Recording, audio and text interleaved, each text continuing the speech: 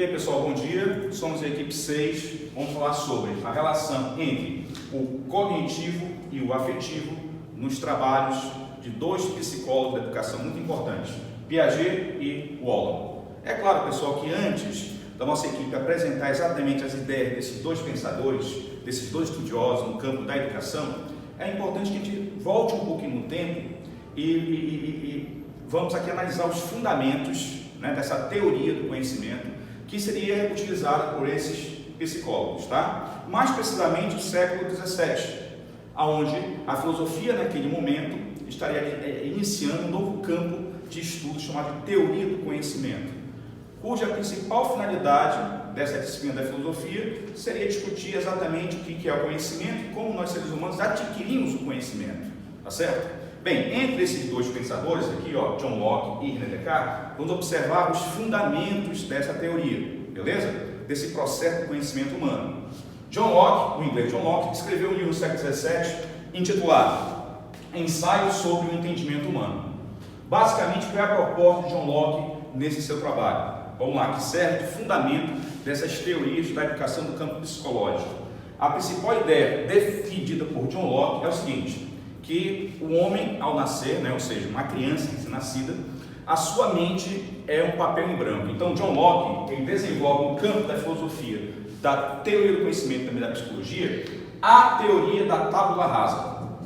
Teoria da tábula rasa. O que vem a ser essa teoria? Muito bem, uma criança recém-nascida, tá? A sua mente está em branco, beleza? Como se fosse esse quadro, como se fosse um papel em branco. Legal? E essa criança, com a sua interatividade com o mundo, ela começa a preencher essa mente, beleza? Em outras palavras, John Locke vai entender e vai defender que a base de todo o processo do conhecimento humano é a experiência. Experiência, beleza? É através da experiência que aprendemos. É através da experiência que a nossa mente ela vai ser preenchida, tá certo? E preenchida de que formas? Preenchida através de ideias. Então, no campo da filosofia, no campo da teoria do conhecimento e também no campo da psicologia, o que seria uma ideia? Uma ideia seria o conteúdo da mente, e esse conteúdo dessa mente vai ser absorvido através da experiência. Então, a criança recém-nascida vai ter sua mente em branco, tá? Como se fosse uma memória de computador, um HD de computador, né? Em branco, e a partir das suas experiências com o mundo, né? Ela vai ali preencher a sua mente com a chamada ideias, tá? E de que forma se dá esse processo de interatividade com o mundo, pessoal? Através das sensações, beleza? Aliás, essas ideias, né, elas se formam na nossa mente a partir de dois mecanismos, né, segundo John Locke, tá? Através da sensação, né, ou seja, o que é sensação? São aquelas ideias oriundas somente das nossas experiências imediatas, certo? Ou seja, os nossos dados sensoriais, né, vão servir ali de instrumentos para absorvermos esse conhecimento sobre o mundo. O tato, o paladar, a visão, a audição. Então, os nossos dados sensoriais vão ser os responsáveis por nos fornecer de imediato esse conhecimento primário sobre o mundo, tá certo? Então, as ideias oriundas da sensação que vão preencher a nossa mente são chamadas de ideias simples. Simples, beleza? A cor do objeto, o paladar, né, um alimento, uma comida, né? O tato, né, que nos dá ali a densidade de um determinado objeto, ou seja, vamos gravando em nossa mente, né, essas informações através das experiências, das nossas sensações. E a segunda maneira, pessoal, de nós preenchermos, segundo John Locke, a nossa mente com ideias, seria através da reflexão. Reflexão, né? Ou seja, a partir do momento que a nossa mente ela vai ser preenchida por ideias simples, ela vai começar a operar essas ideias simples. Ela vai começar a conectar ideias, tá? Então, a nossa mente ela começa a processar as informações. E a partir desse processamento de informações, a nossa mente vai gerar as ideias que vão ser chamadas de ideias complexas.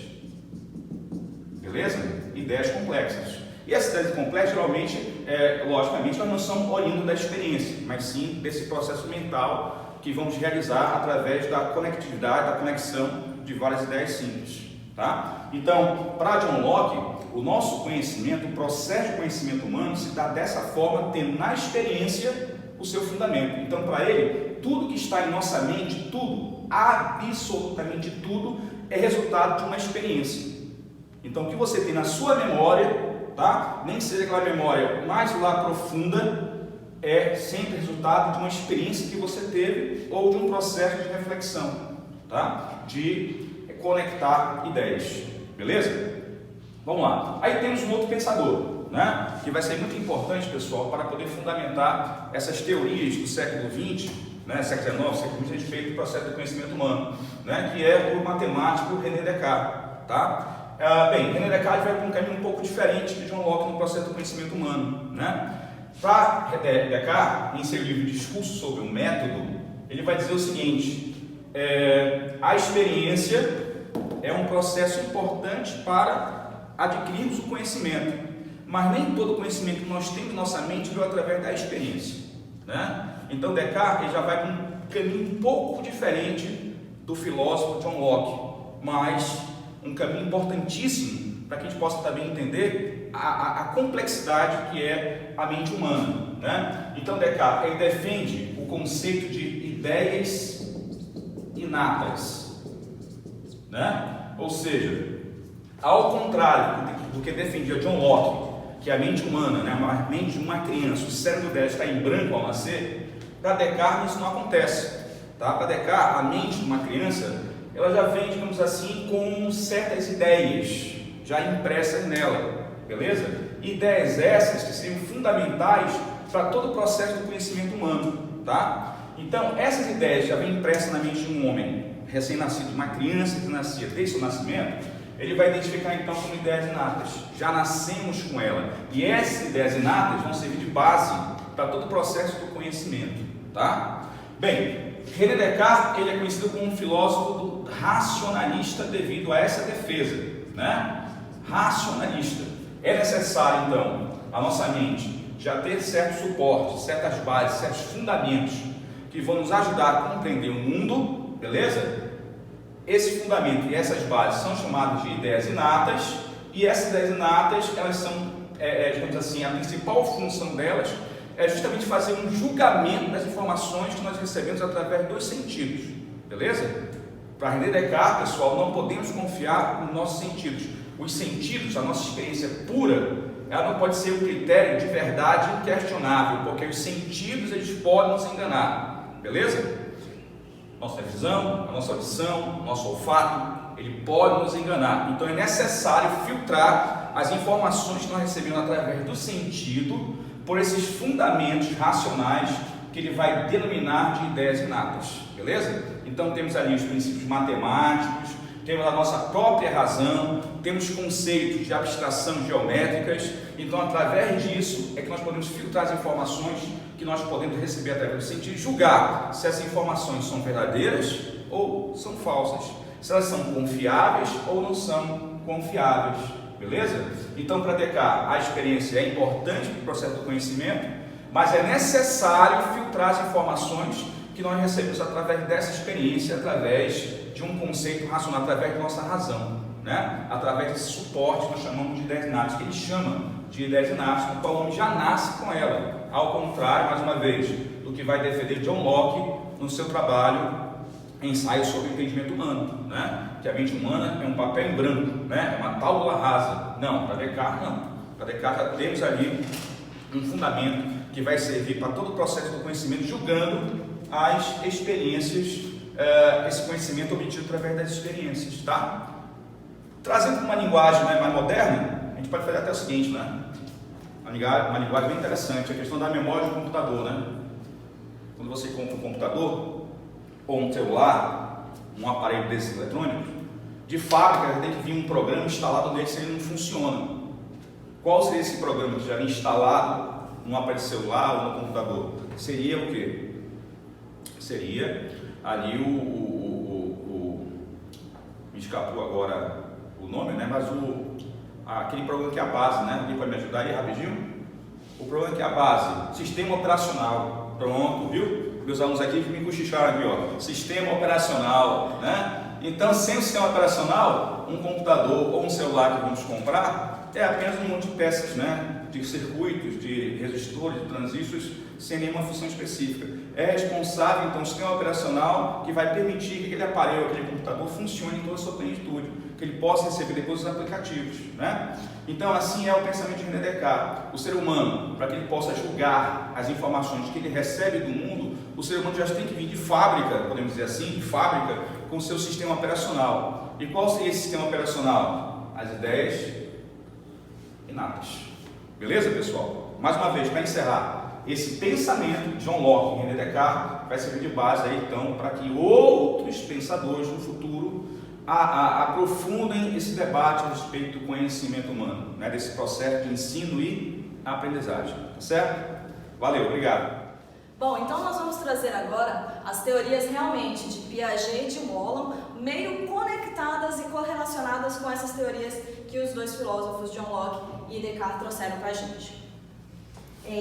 Piaget, John Locke, eu acredito que John Locke, quando Piaget foi fazer esse estudo dele de caso a quem ele defendia, que a educação, a aprendizagem, ela partia do momento do sensorial, né? Acho que tanto é que ele colocou 4 fases, né? Ele dá essa teoria de 4 fases na criança. E aí ele trouxe, quando John Locke fala aqui da sensação, Piaget ele defendia ele acreditava que a criança ela tinha esse poder de aprendizagem através das suas fases, do seu momento, do seu sentir, do seu pegar, do seu tocar, da parte sensor. E aí ele fecha essas fases dizendo que a criança ela aprende através da sensação, do abraçar, inclui a afetividade, porque é através dessas sensações que a criança vai ter a afetividade, ela vai desenvolver a inteligência emocional, o seu cognitivo, e aí ele fecha essa tese dentro da nossa, dizendo que Piaget tinha essa visão de que a criança aprendia muito mais na parte sensor. E aí a gente traz a ideia de Wallon, né, que é exatamente a afetividade. A criança, o aprendiz, na verdade, ele aprende através das emoções, porque nós, como seres humanos, temos as emoções afloradas a qualquer momento, né? Então, uma criança que tem uma relação de afetividade muito grande com a pessoa que está ensinando, com a pessoa que está instruindo, ela tem uma maior facilidade de aprender, né, de desenvolver aquela habilidade que está sendo proposta. Uma criança que, em um momento de birra, em um momento de extravasar, né, toda aquela emoção, ela cria uma barreira com aquilo que se está tentando desenvolver, com aquele professor, com aquela pessoa que está à frente, ela não vai conseguir com uma facilidade muito grande. Por quê? Porque naquele momento as emoções estão falando mais alto, a emoção na verdade é negativa, então ela cria uma barreira, né, ela não vai conseguir desenvolver aquela habilidade. Então, a teoria de Wallon, ela traz muito das duas ideias, tanto de John Locke quanto de Descartes, né? Exatamente porque ela vai dizer que no momento a criança não tem um momento de reflexão quando as emoções negativas estão mais afloradas.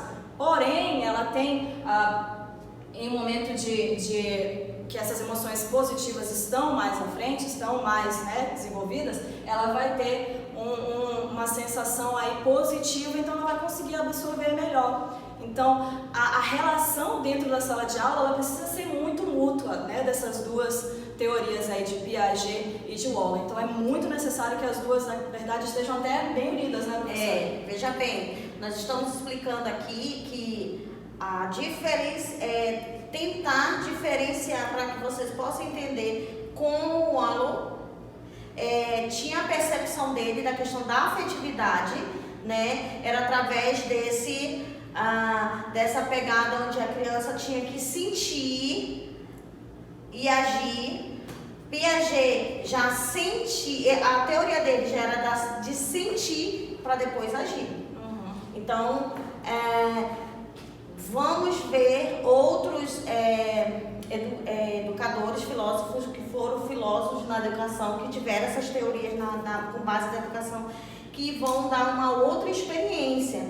Porém, elas estão conectadas, porque aqui eu estou sentindo para poder eu agir. E lá, a teoria dele, ele está sentindo para poder ter a sensação. Só que eles estão sempre interligados. Mas aqui a gente está fazendo a diferenciação entre o aprendizagem cognitivo e a afetividade. Eles estão sempre juntos dentro da educação.